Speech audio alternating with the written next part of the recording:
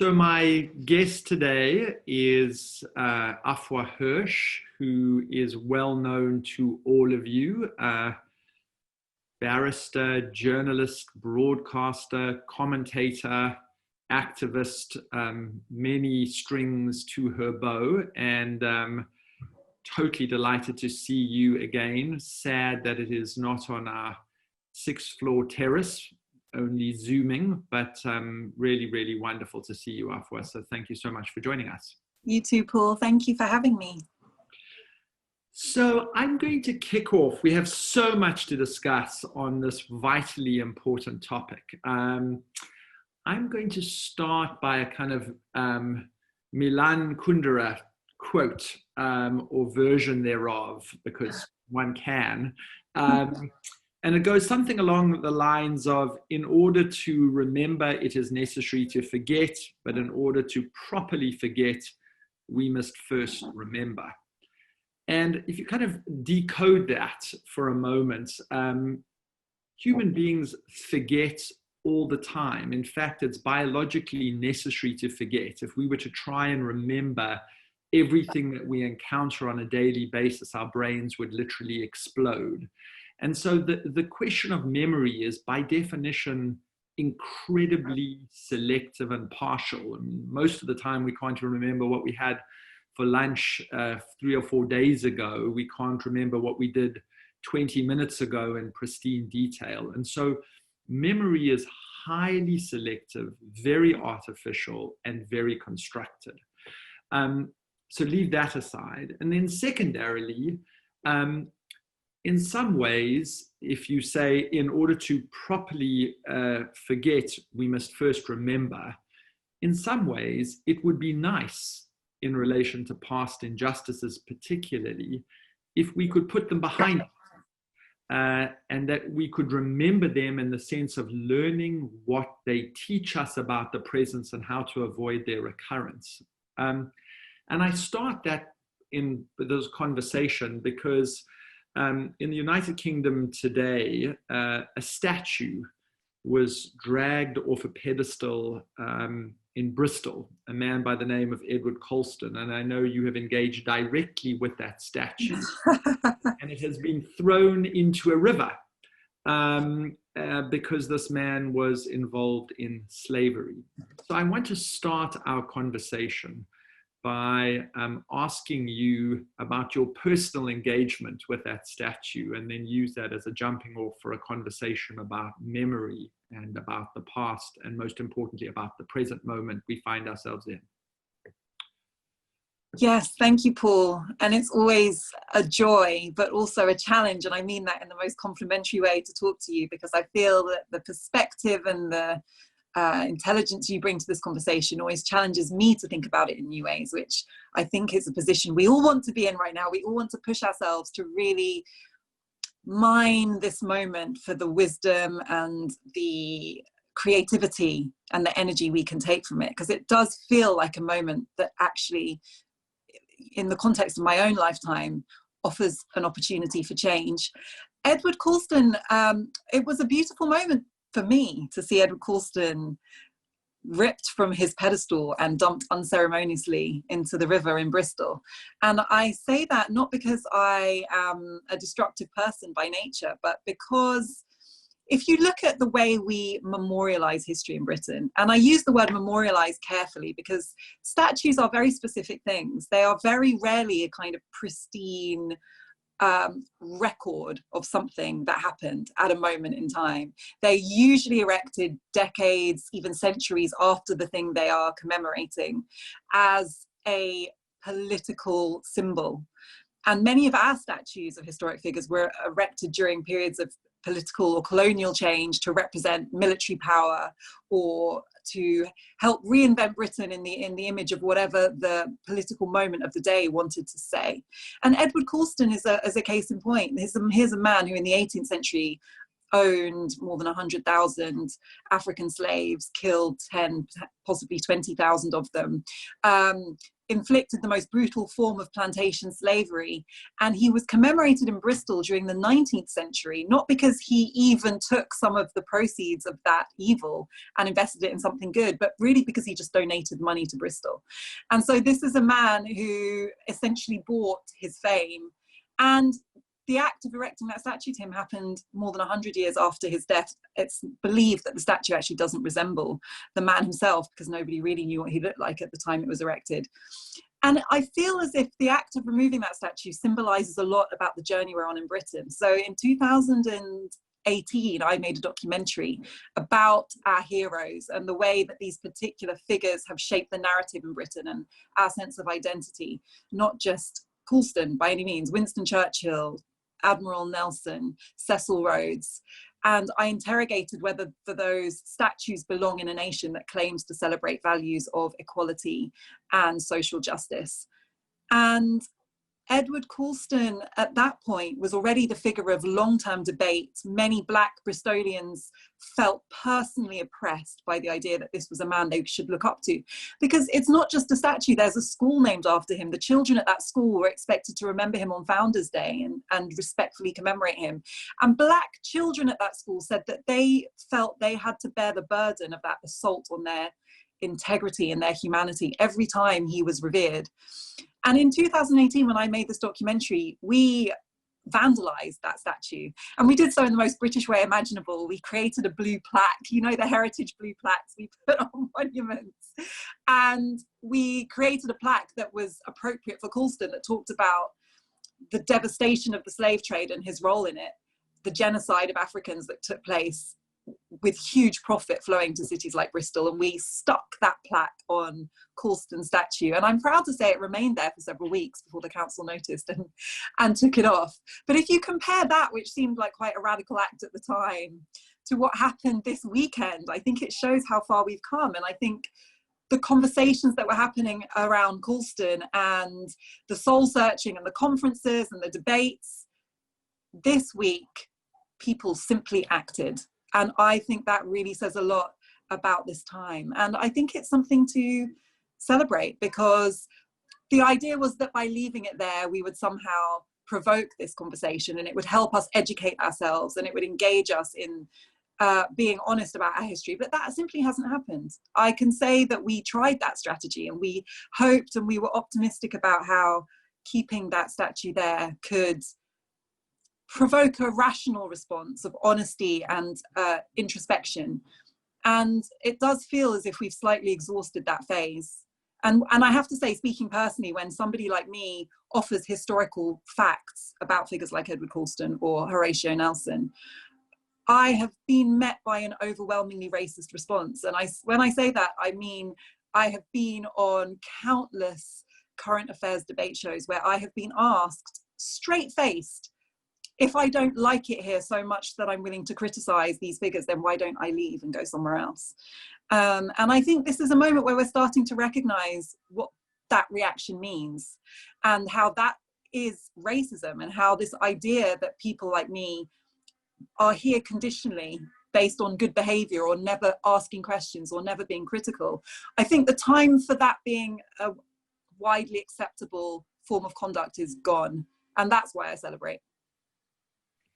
So I want to ask a question, because in all the great struggles of the world for equality, there's always a moment, or there's always a debate between those people who seek to act within a system and use the system's own laws and rules to contest its own logic and reform it within. And then there's always a group of people who step outside the system and contest it from the outside. And the best and most well-coordinated revolutions have people who play the inside-outside game in some kind of beautiful harmony and concert. And you're both a lawyer, as am I, and an activist, as am I. And this question of tearing down statues in ways that are in contravention of the law, but which are well overdue, beyond exercises in patience, an illustration of a decades-long endeavor in order to cordially engage with these very oppressive images. How do you reconcile our commitment to the rule of law on the one hand and our commitment to enough is enough? Nobody would countenance a statue of Hitler in the middle of Trafalgar Square. Why is it any different? How do we play that? And once you step out the system, it has its own logic, right? Because you then start saying, well, no rules apply. And then we start having to embrace and confront that logic, which has both its rewards and its risks. Help us think that through. Well, I look really to people who've had to navigate that dilemma in the past. And I have to say, I'm enjoying your backdrop of Nelson Mandela, Paul, because I think that throughout the lifetime of people who have lived and embodied this struggle, you see that they have to embrace different means depending on the situation. And Nelson Mandela, in his time, think back to the trials, talked about strategically using sabotage and said that he was not a man of violence, that he wasn't somebody who enjoyed violence or embraced it, but that he, with a rational head and a clear heart, had strategically conducted acts that he believed were necessary to attack the system that was built as a system enshrined in law, but didn't adhere to any moral code that we would now recognize. And I think that it's interesting, actually, because when Winnie Mandela died, I wrote a piece about her and her role in the struggle, and reflecting on how the journey of Nelson Mandela into statesman, into the architect of a new legal and constitutional order, couldn't have happened without the activists who embraced far more problematic means. And it was interesting how I was attacked so widely in Britain for saying anything to recognize the role of people like Winnie Mandela. It was so much easier for people to dismiss her as a terrorist and a violent and criminal person. And I think that that's what we do in Britain. We take the fruits of the struggle and then we co-opt them into a language of Britain being on the right side of history. And I don't talk about that just in a race context. I think of class. I think of the Peterloo massacre and the tradition of working class radicalism in Britain that brought us the rights of women to vote, that brought us the right of universal education. These struggles that we now celebrate at the time required acts of resistance and protest that were condemned by the establishment as violent. It's never the right time to break the law. It's never the right time to take to the streets. It's never the right time to destroy things. We're always told that we should just wait and vote and ask nicely. And I think that I am a law-abiding person, and I am a person who ultimately believes that change must come through our political system and our legal structures. But I also recognize and have personally lived the insult, really, to my humanity of living in a system whose means of maintaining law and order are not committed to justice.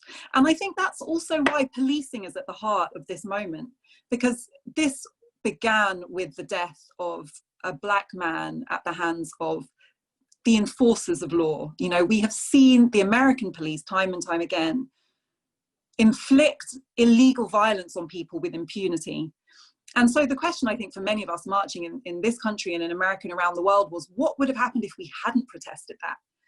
The message we would have sent was that that is a tolerable situation, that we can live in a world in which we can see Black people killed in broad daylight for no reason, and we can tolerate that and endorse it by our inaction. And I think that if you flip the question and ask, is it okay to do nothing? You realize that when a system begins to lose its moral legitimacy, you have to act. And one day people will thank us for taking a stand against that. But ultimately, it's important to remember that we do this to try and reform the system, to reform it into a system that does have moral legitimacy and that is based on a foundation of equality. And I feel increasingly strongly that that is not a description of the UK at this moment, just as it's not a description of America at this moment. And I think more and more people are beginning to recognize that and to say that status quo is not good enough. And so that is why we're saying enough is enough, and no justice, no peace. And I think increasingly people are willing to embrace more radical means of forcing a change, because the idea that we'll be listened to if we ask nicely and behave rationally is beginning to feel exhausted. Yeah, I'm very struck by the images in the early 1900s of members of the ANC getting dressed up in three-piece suits and going to go present the then colonial authorities and write letters to the Queen saying, please, sir, and please, ma'am, could there be change?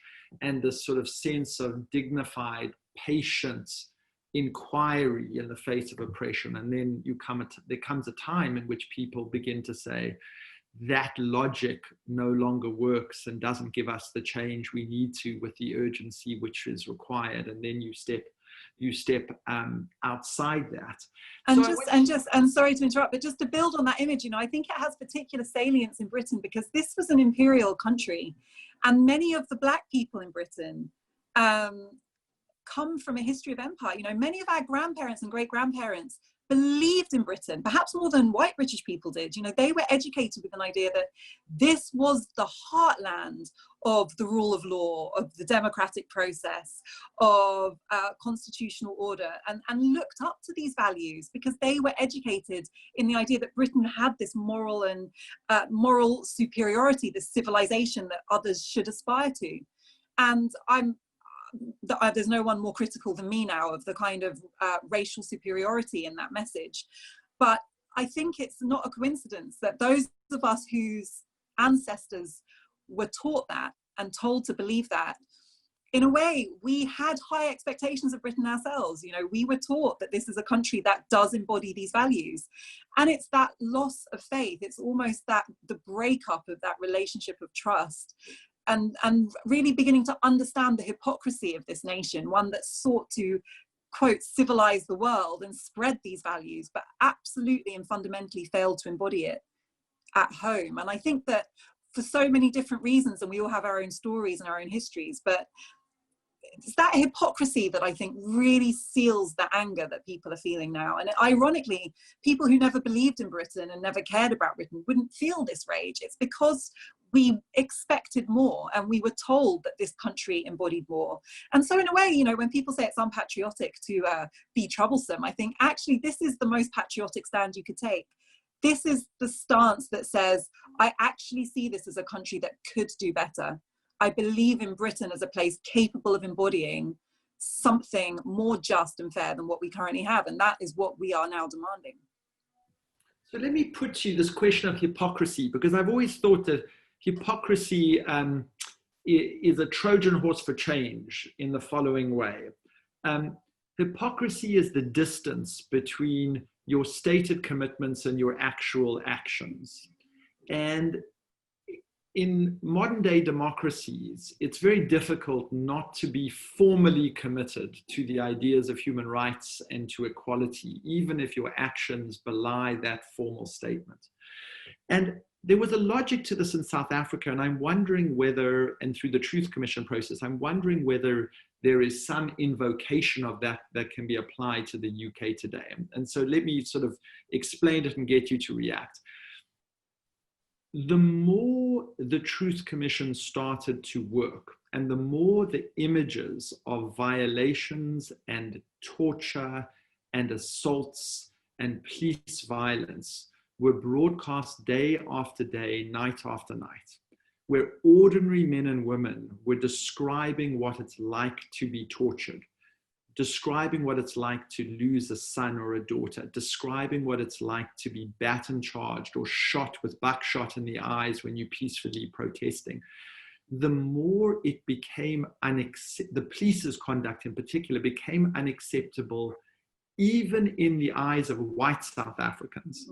And the more that truth was told, and it took 6 months, but once you had it day after day and night after night being told by ordinary people, just expressing their humanity, the more the people who were in the inside of the South African police in 1994, who were erstwhile protesters and now were human rights activists who had gone into the Mandela administration, were able to leverage that accumulated truth and able to drive change because the discourse had shifted.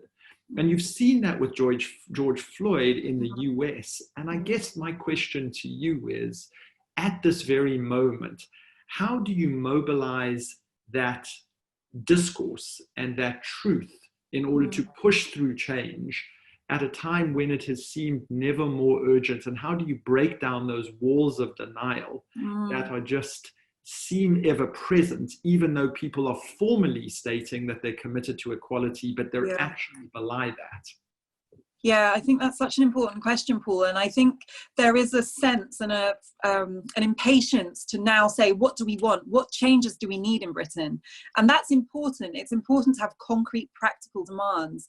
But the problem here is that I think you've hit the nail on the head in that we haven't heard the truth yet. And it's still too easy in Britain for people to say, and this instinct is very strong, racism in America is terrible. Racism in South Africa was terrible. There are all these terrible examples of racism around the world that British people have looked at from a very safe distance and felt that nothing like that happens here. And I think everyone in Britain knows the name of George Floyd, but still doesn't know the name of Sean Rigg or Mazay Mohammed or so many of the other Black British people who have died at the hands of the police, in some cases also filmed on camera. And we still are not familiar with our own stories of injustice. There have been reviews into the ways in which the criminal justice system here persecute Black people. The David Lammy review of, I think it was the year before last now, came up with 30 recommendations as to how to reform this from a system that clearly is systematically unfair in its treatment of Black people. We had a race audit from Theresa May just last year that identified the unfairness that Black people experience in housing, in education, in employment. But it's still not part of our narrative in Britain that this is a structural problem that has a history and an everyday reality that is shaping the lives of Black British people in a way that many white British people simply haven't experienced and can't see. So I think that that's exactly what we don't have here. We haven't yet had a story that's been told for people to hear. And I feel often that I live in this kind of split life in Britain. You know, I have my conversations with Black people, people like you, Paul, activist people who are versed in the struggle we have in Britain. And then I have my conversations in the mainstream media with people who are able to, whilst being intelligent and intellectually curious people, apparently be completely unaware that this entire realm of struggle exists here.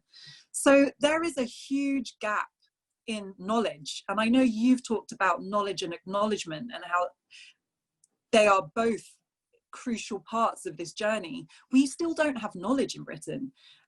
We don't have knowledge about our history, and that history it's not a kind of academic hobby in this context. Britain was built on plantation slavery and segregation and the appropriation of land from Black and brown people in much the same way as the US. In fact, you could argue that the system the US has inherited has its genesis here. So until people understand that and realize how deep it goes, that our institutions, you know, our banking sector, our school system, our universities were built on this wealth, that the people who controlled this wealth still represent our elites, and that the class system also is structured to prevent change, to preserve the status quo. Until we start having meaningful conversations about that, it's very hard to see how we could create a new vision. And I wish I could say we can speed forward and restructure this country, but we are now, for the first time, I feel, in a mainstream way, having something approaching an honest conversation about where we actually are and how we got here. So that distinction between knowledge and acknowledgement, and what you're saying is that, you know, in order to get to acknowledgement, you first need to have knowledge, and we don't even have knowledge. I mean, the fact that in 1833, 20 million pounds, the equivalent of 17 billion pounds today, 40% of the UK's budget was paid to liberate slaves and paid to slave owners, who were then given another 6 years of free labor of those same slaves under the apprenticeship system. And the fact that that money was paid to slave owners including the father of the soon-to-be prime minister, who was paid the equivalent of 80 million pounds in today's money to liberate 2,500 slaves.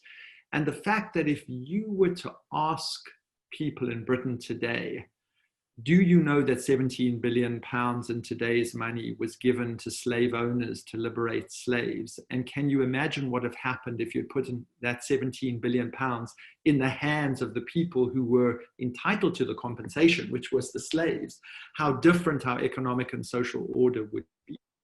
So I spoke earlier about why that is so. And one of the things we touched on is perhaps when you're an empire, and an empire that was never defeated, perhaps retreated, but was never defeated, and a country who said it won 2 world wars, a lot more complicated than that, a country that's never really experienced defeat in any serious way.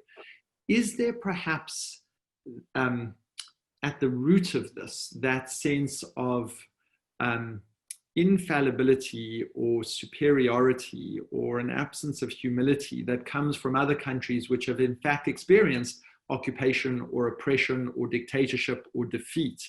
And does that not leave us with a real dilemma of how you break through that sense of a superior, undefeated, victorious historical consciousness? That makes it tougher, doesn't it? It does. I couldn't agree more with your analysis. There is certainly a culture in Britain of regarding this country as infallible, never invaded, never defeated. And I think there are some interesting kind of nuances in that. I mean, I've done some research into comparative imperial nostalgia, for example, in other European countries. And all European countries have a level of imperial nostalgia. I mean, who wouldn't? You know, you had lands and people who were at your disposal to exploit and enrich you. I'm sure it was great for them. And most countries kind of wish they still had that level of power and resource. But what separates Britain from other European countries is that in other countries, it's very much a working class narrative, and part of this sense of working class decline or alienation, this imperial nostalgia. Britain stands alone as the only country where everyone throughout the class system is united in this sense of imperial nostalgia. And I think there's a sense of entitlement in Britain that's quite unique. This idea of this kind of plucky island nation, the underdog who against the odds managed to conquer and win. And because that's never been honestly unpicked, it's a comfortable narrative that makes British people feel good. But I would say it's a very fragile narrative. And, you know, I think back to my school education in Britain, which was an excellent education by other standards. I think about my history teaching, and I'm not exaggerating. I went from the Romans to the Middle Ages, Henry VIII, Tudors, Henry VIII's wives, and Queen Elizabeth I. And then we jumped from Queen Elizabeth I to the First World War. And I'm not exaggerating. And, you know, it's not rocket science to realize what was left out. And I think that somewhere there is an awareness that we skirt over the 400 years of empire building and enslavement, because it is very difficult to look at it with any seriousness and not acknowledge that this was an era of racist ideology and absolutely indefensible exploitation. So that fragility is bad for everyone, you know. And while I think it's comfortable to have this idea of Britain always being on the right side of history, you don't have to think very hard to realize it's untrue. And so the identity that's built on that foundation is a very unstable, very insecure one. And for me, that explains a lot of what's happened in Britain politically recently. This Brexit movement, this idea that this idea of British exceptionalism and this idea of needing to be great again, and of feeling unable to withstand really the reality of globalization and multiculturalism, that it's too threatening to these fragile British identities that need to cling on to an imagined past. So I think that it is something that British people have clung to, often completely subconsciously. It was really interesting for me when I talked about Nelson, sorry to come back to statues, but when I raised the fact that Nelson was an active and enthusiastic supporter of the slave trade. And people say, you know, he was a product of his time, but this was at the end of the 18th century, at the moment that Britain was only a few years away from abolition. The whole tide of popular opinion had moved towards abolition. Here was this man who was friends with slave owners, passionate about preserving plantation slavery and the genocide of Black people that it involved. And I was told that you can't say that, even though it's true, you can't say that. I was told, a historian, preeminent naval historian, told me with tears in his eyes that Nelson is not just the greatest figure in British history, but the greatest figure in human history. And that as a British man, it speaks to his personal masculinity and pride. And, you know, in a way, it was hard not to be empathetic because he felt so personally under attack, but it also gave me so much concern for him and other people like him who feel that their sense of personal pride is dependent on erasure, on the erasure of historically agreed facts. It's not healthy. So I think that it's not optional for Britain to start to confront its history in a more honest way, but that's what has to be shaken and disrupted. It is that the comfort zone of falling back on this myth. And for me, the current government is really an embodiment of that. You know, we get all of this imperial nostalgia, we get all of this Britain as a great trading nation in the world again, all of this dependence on the Commonwealth to bolster Britain's self-esteem, but a refusal to engage with the history of empire. You can't have it both ways. You want to talk about the Commonwealth, you got to talk about the empire. You want to talk about the abolition of the slave trade, you've got to talk about the 400 years that Britain built it. You know, you can't have one without the other. And that is the intellectual dishonesty of British leadership at the moment. And if British leadership is perpetuating that, what hope does everyone else have? And this is what we have got to disrupt. If we can't disrupt it now, I really don't know what else we as a nation can do. So it seems this moment is a very peculiar, interesting and paradoxical moment because it is pregnant with possibility. There is a mobilization and an anger and an outrage. We sit at a confluence of Britain exiting the European Union, a once in a century or longer pandemic, the crystallization of inequality and a sense of racial injustice. And so therefore, in the kind of language of revolutions, there's a moment of moral capital here that needs to be translated into real gains. And I think, again, one of the kind of lessons from the successful revolutions is you take a moment of moral capital and you translate it into enduring, constitutionally enshrined, codified change so that this moment isn't evanescent, it doesn't come and go. And I guess the question I have is, I don't want to just be outraged. I want to translate that outrage into real gains that can't be reversed. And so I think we need to architect this. And by we, I mean, I think people who are, you know, not Black have a particular responsibility to act as allies and in solidarity, to listen, but also to act. And so I guess the question is, what is that blueprint? Where's it going to come from? And who is leading that? Because it feels as though we don't want to look back in this moment and say a window opened and then it closed. I agree. And I think it's the right instinct to think immediately about how this energy and enthusiasm for being intolerant towards injustice can be translated into lasting change. But at the same time, I think my instinct as well is that there's something special happening right now in the fragmentation of this movement.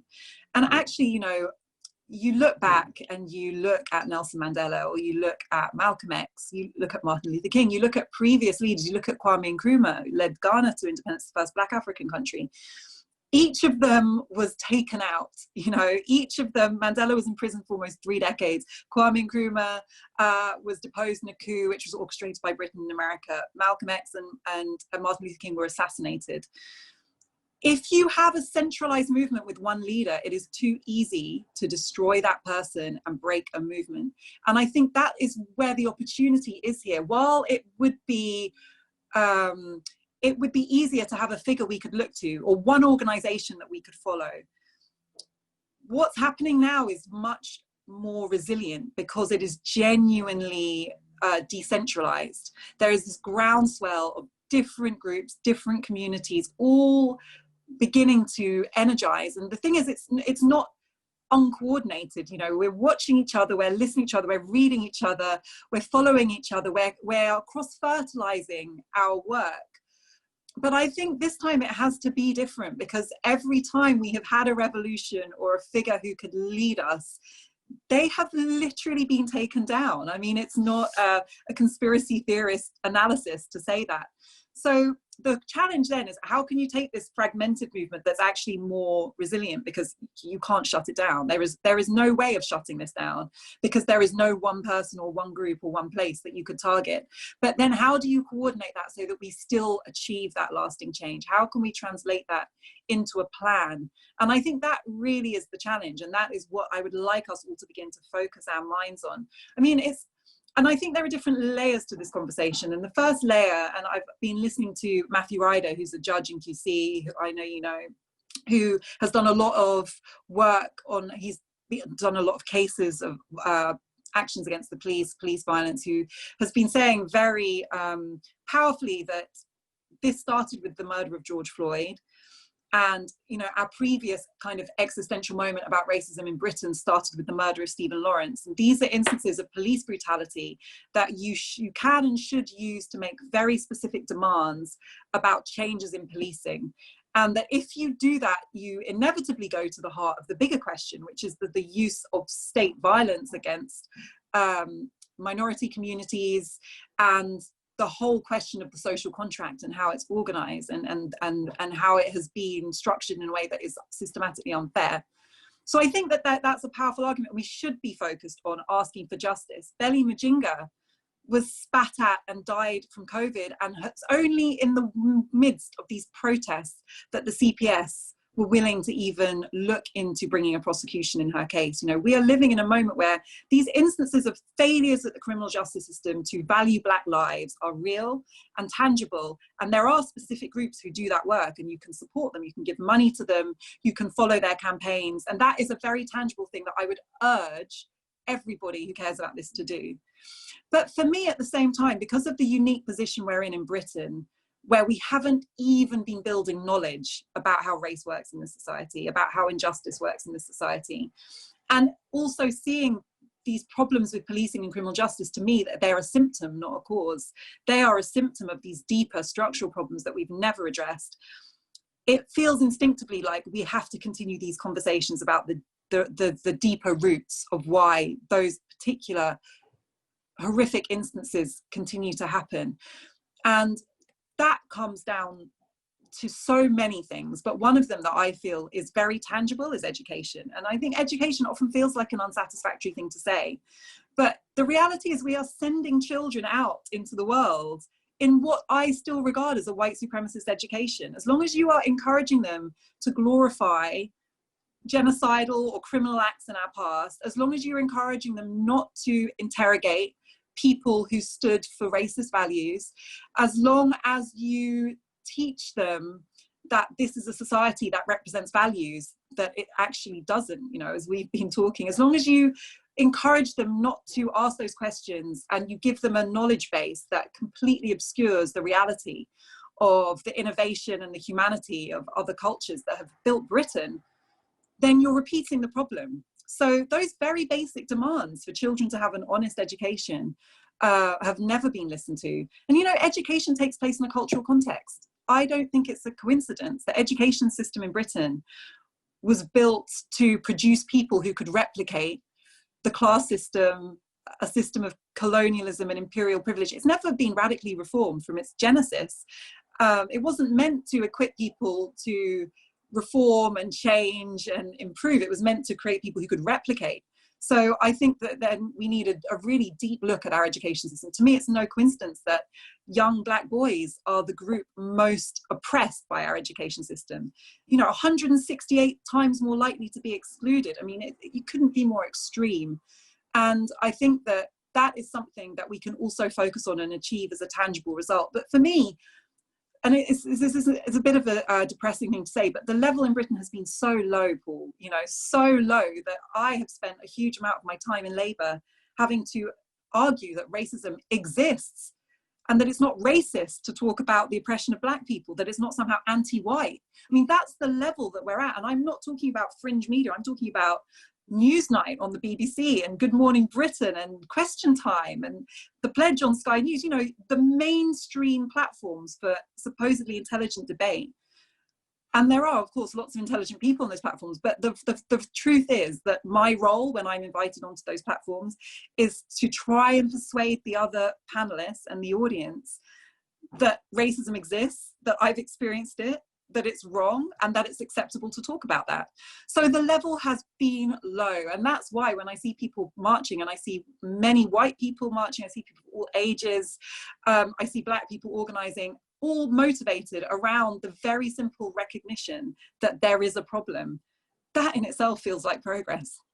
I mean, yeah, I could not agree with you more. I get a question, and I must say I entirely agree with you. And I think, you know, one of the reasons why you know, the South African Revolution worked is because Mandela was assiduous in insisting that there is an organization with a leadership that you can take out layer 1, layer 2, layer 3, layer 4, layer 5, and the organization continues to replicate. So I entirely agree that it would be a terrible error to focus on you know, iconic individuals and, you know, even worse, iconic men to lead a revolution. What you want to have is a well-distributed movement that is capable of producing a leadership that can replicate and sustain itself over time. And the best revolutions do precisely that. I guess the question I have now is, how do we, well, do you think it is valuable to try and distill down the demands of the movement into a set of easily articulated core demands, which, if fulfilled, would lead to actionable change? And I ask that in the context of having witnessed Occupy Wall Street in the United States, and feeling as though that was a movement which captured a sense of frustration and inequality in the context of the financial crisis, that a system was rotten, that it was rigged, that it was unequal, that it had the wrong incentives, and that wrong people were being bailed out. But it was a movement that assiduously refused to distill its demands into actionable steps. And I think the best revolutions are both distributed and distilled. And by that I mean they are broad and broad church and have the broadest number of people, but they're able to distill down a set of demands that everybody can organize around. Even people who are not in the revolution, but who may be sympathetic to it, who can say, I can get with that. I think that's reasonable. Because I think the risk that we face, and you see that today. I mean, I was just handed a phone, you know, by my wife with Nigel Farage saying that Black Lives Matter is like the Taliban, where you see a group of white men trying to hover around the statue and pull it out of the river. And you see these lurking moments of sort of counter mobilization. And therefore, I think distilling down a core set of demands, at least in my judgment, but I'd love to hear your sense, would be useful so that everybody knows what victory looks like. And victory will be a decades-long endeavor, but are there some demands that one can write 9 of them and say, these are the things that that need to be done immediately, and we will not rest until they're done. And then when they're done, we'll give you another 9, but these are our first 9. Because I fear the diffusion is, without distillation, diffusion can fritter away. And I wonder how you think about that. I agree. I think that it's always, I mean, the more tangible and the more distilled those demands are, the more you can achieve them. I think the trick for us and the balance is to create those specific actionable demands without losing the momentum and the understanding that this is a problem with deep roots and multiple manifestations, many of which can't be captured in a single demand for change. But I think history shows as well that when you start with something tangible and relatively straightforward, it can also serve to open up the wider space and the greater appreciation of how unfair this system is. So I think that would be a useful conversation. I'm already seeing specific demands, and it would be good to coordinate them. I mean, for example, Belly Majinga, you know, coming at a time after COVID when we've seen these deaths of Black and Asian people at such disproportionate levels, we've seen a total failure of leadership, first to even investigate the problem, now that it's being investigated to factor in the wider question of health inequality, and to offer basic guidance to employers who are still sending these more vulnerable ethnic minority employees out into a situation where they're more likely to die. It's such a basic requirement, yet we have to advocate and protest at every stage to get our government to do what it's supposed to, just to do its job. And Belly Majinga, I think, has come to kind of encapsulate that vulnerability, that betrayal, and then also the failure of the criminal justice system to act when there's an assault against a Black person, to take a Black victim seriously. So I've seen her story, and I think, again, it just shows how one specific thing, press charges against the person who assaulted and ultimately led to the death of Belly Majinga. That's a very specific demand. That in itself can't change our structural problems, but it serves as a symbol of what people want, which is to see this being taken more seriously. Implement the reviews that have already been conducted but totally ignored. You know, David Lammy's review into the criminal justice system, audits from organizations like Operation Black Vote, so many others that have shown the gaps in wealth and power and made recommendations as to what can be done. Grassroots organizations who are asking for reform of policing and stop and search, who are saying until there is evidence that these policies that persecute and harass young Black people, until there is evidence to show that they work, desist. You can't justify doing things that have this discriminatory effect if you don't even have evidence to justify it. So there are certainly specific demands that are out there, and I think it would be powerful to coordinate them. For me, the message would need to be, and I've mentioned education as well, and there is also a petition that's gaining ground about including certain texts on the curriculum. You know, Reni Eddo-Lodge's book, Why I'm No Longer Talking to White People About Race, Nikesh Shukla's anthology, The Good Immigrant. Teaching these to children at GCSE could be transformative, I think. So yes, there are demands, let's coordinate them, let's organize them, but also let's not lose sight of the fact that they also represent the tip of the iceberg, and we need to start digging into that iceberg. And I would like to see people organize around tangibles without losing a sense of the bigger picture. And we need to keep that vision that we can achieve some more profound change. And I think that would require us to do things very differently. There is no future in which I see superficial changes bringing about the result that we need, because this problem goes so deep and it's so historic. But yes, I think that would be a good step. And that's the challenge when you have a fragmented movement, and there are strengths in that, but how do you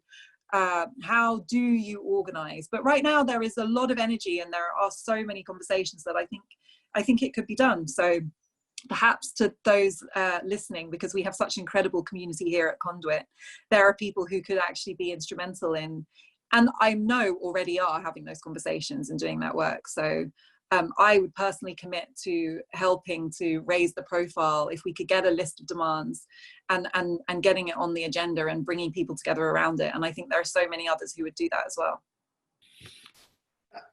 So Patricia Hamza here has asked a question around the ethnic minority pay gap reporting, which I think is really apposite. You know, we've had gender pay gap reporting. We're increasingly, for companies, have carbon disclosure. And I wonder, I mean, these seem like small inside the system incremental changes, but they are surprisingly radical, perhaps, where you require by mandate that all companies report on the disparities in pay between people of color and not, as a way of shining a light on equity. And if you just think of the sheer number of people who are in formal employment, and if you're able to count, measure, and quantify what inequality looks like, is that sort of one of those kind of interesting incremental leveraged pieces of change that you think might be useful? Yeah, I think so. If you look at the experience of the gender pay gap, it did force companies to begin much more honest appraisal of how structurally women are treated differently, how they're pushed into certain roles, how the whole way gender roles and childcare and opportunities work have discriminated against them. And I think that was useful. And I think that it's difficult to understand why we don't have ethnicity pay gap reporting. Certainly anecdotally, I think that it would reveal some very stark truths about the differential treatment of people by ethnicity. And yes, and I've seen the movement around that, and it's another thing at the moment, that there are very strong demands that should be an outcome of this moment, that we should force a change in requiring reporting on the ethnicity pay gap. So yes, I do believe that would be helpful, but I think it's necessary but not sufficient, because revealing that without offering an explanation as to why that happens and how deep-rooted it is simply creates an opportunity for a potentially unhelpful narrative. So I think, again, you need the data. I mean, across the board, I've been in so many conversations, Paul. I've been in a conversation of Black writers. I'm in a conversation of Black broadcasters. I'm in a conversation of Black journalists. I'm in a conversation of Black students. Every sector has its grievances. Every sector is manifesting these same problems of differential treatment, unequal distribution of opportunities, discrimination, racism. It's the same story in every part of our society. And so if you wanted to make a list of all of the sectors that need to change, I mean, it would be exhaustive. It'd be every sector. So how do you create something broad enough to convey the scope of all of those experiences, but specific enough to be capable of achieving actual change in each one? That really is a challenge. And again, I think that it's going to require, you see, that's why I think that the fragmentation of this is helpful, because now in every single office, workplace, industry, sector of society, Black people who have sat there quietly tolerating their reality are now raging. They're going to work and they're crying and they're having angry conversations and they're forming, they're uniting, they are organizing. And it's been fascinating to see, because I have kind of been publicly speaking about these things for several years, but I know so many people who feel so strongly, who have the knowledge, who understand, who articulate, but then go to work and have to keep quiet. And those people are beginning to speak. And so I think that the challenge is coming from within in so many places. And that's what's good about a movement that has just triggered people very personally. It's made them refuse to tolerate the status quo that they'd lived with. So I think it takes both. You know, it takes data being available from the top. It takes policy that can be implemented on a broad scale, but it also takes individual acts of activism within sectors and organizations. And that's where allyship comes in as well, because previously it's always felt like it is the role of the Black person, and there's often only one. You know, in this country, we don't have critical mass in most of these professional spaces in industry and employment. And it often is one or two or a small group of people who feel that their choice is to put themselves out there as the advocate for this change and face the potential consequences of that. And I have to say, for me, one of the most iconic moments of this whole experience was when John Boyega went on the march and said, and you really felt, you know, on a soul level, this was a man speaking from the heart, when he said, "My career might be done now, but I don't give a." And, you know, I think he really touched on something that we all relate to in that moment, that you face a penalty when you tell the truth in this country. You are penalized, you are branded as a troublemaker or somebody who has a chip on their shoulder, who wants to play the race card. You know, all of these narratives have been used to shut down truth spoken by Black and brown people. And that's something that I just feel a switch has been flipped, and people are saying, you try and punish me, I'm still going to speak the truth. But the point is, it shouldn't have to cost them that. They should have allies who are not Black, who don't have that lived experience, saying, you can't be persecuted because I'm standing beside you. And if they come for you, they come for me. And that's how change happens. So I've heard a lot of white people, I have a lot of white friends saying, what can I do? And it's that, it's don't let the Black person carry this burden. It's not their problem. if we all want to live in a society capable of changing, we have to take that on together. And there are very tangible things you can do to stand beside the person that feels they're putting their life on the line by saying what they see. And I think that the arithmetic of what you've just said is absolutely vital to me, because the obvious difference between South Africa and Britain is that South Africa, Black people had political power in a majority, and so white people had considerable economic and military power, but the inexorable math of democracy in South Africa meant that change properly stewarded once you had democracy was going to happen. The math here and the power balance here is different, and therefore you need power mobilization and outrage, but there is a moral imperative to have that sense of solidarity, that sense of standing shoulder to shoulder, or else this change doesn't happen. And I think that is going to be the great test for all white people is, do you speak or do you act? And, do you risk in the same way as others? And I think that is, you perfectly framed it.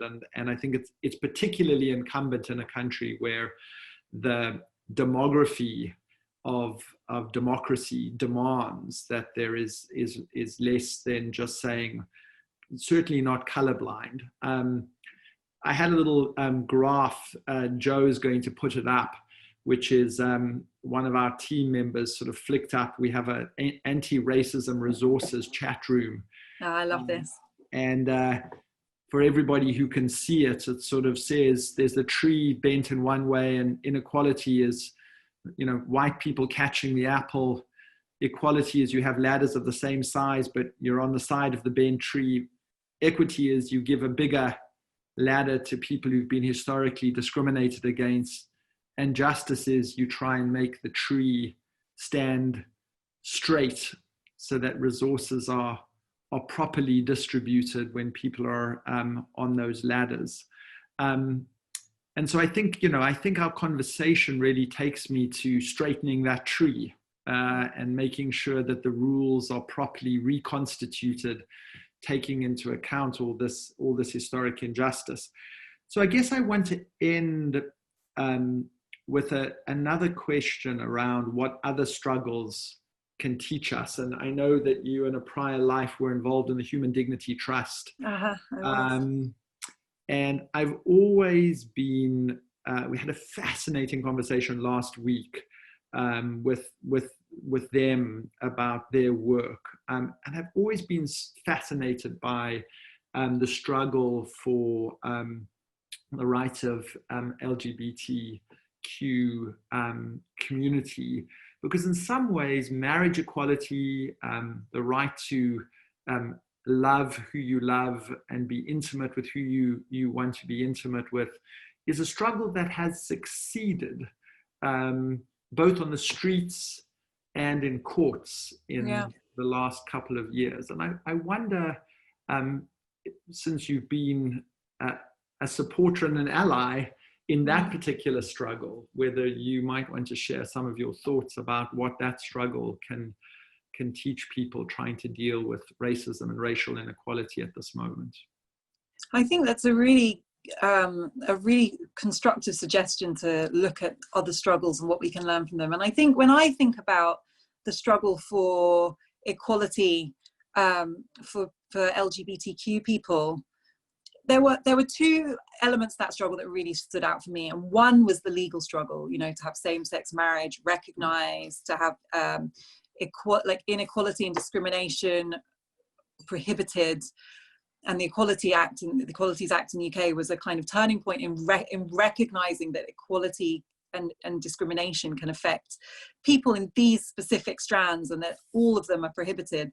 But the thing I think that really has had the profound impact has been cultural change, the cultural normalization of the idea that there is nothing to hide, nothing to be ashamed of, that it's something you can celebrate and love and be proud of. And it's one of the struggles that I've really lived in my lifetime. I went back to my school, which was quite socially conservative, I would say, when I was there, but very socially conservative.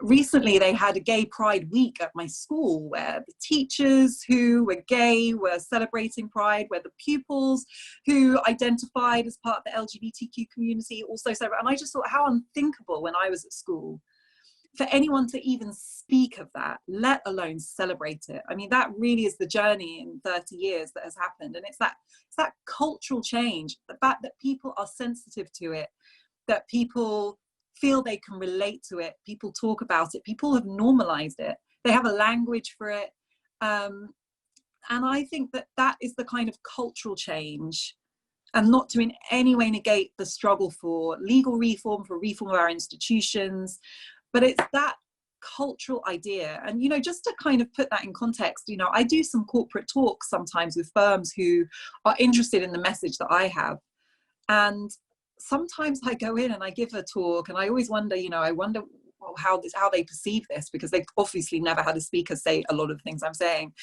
And sometimes one of the things that most strikes them is that I come in and talk about being Black. And they say, we've never had anyone say that they're Black before. And I just think, oh my God, levels. That's the level we're at, that people felt that they might threaten their colleagues if they publicly embraced the fact that they have a Black identity, and that's something that they embrace. And that really strikes me, because when I think about the culture in the UK, I think that we have a very strong assimilationist ideology in Britain. This idea that you should downplay your difference. If you want to be successful here, try and fit in, conform to the pre-existing cultural norms, erase anything about you that speaks to difference. And that is where it really starts. You can't have a country that talks about racial injustice if it thinks the best thing that can happen to people of different ethnic heritages is that they can become as much like white British people as possible in every aspect of their cultural orientation. So there is a very long journey that we still need to go on when it comes to normalizing the culture of heritage, identity, and owning our stories. And I think, again, the empire rears its head there, because many people have been conditioned to think that being British and being white is the best thing that could happen to you. And the closer you get to it, the more success you've achieved. And so the cultural change is very, very personal. And it's also on the widest scale imaginable. And I think that is the struggle that we're going to have in our lifetime. Because once you shift that culture, then you create allies and you create people who are intolerant of the bent tree. So that is the work that we will continue to do. I'm going to conclude with an anecdote from Archbishop Tutu, my kind of icon and my mentor, along with Nelson Mandela, was getting an honorary doctorate, one of his many, many honorary doctorates, and had to sit as somebody read out his thousands of accomplishments and accolades and honors. And he got up in front of 1,000 people in the Washington Cathedral. And after this incredibly hagiographic sort of account of his achievements had been read out, he said, thank goodness I'm Black, because else you would be able to see that I'm blushing. And then went on to say, but aren't I beautiful? And I think one of the most amazing things about our struggle, both Mandela and Tutu, was that it was a rainbow nation in which people asserted their beauty and their confidence and their identity with pride. And I think I couldn't agree with you more that we need a world where you create the equality and the systemic circumstances where people can assert their beauty and their confidence, and we still have an incredibly long way to go. So Afua, as always, an hour and 6 minutes has spun by. I believe it.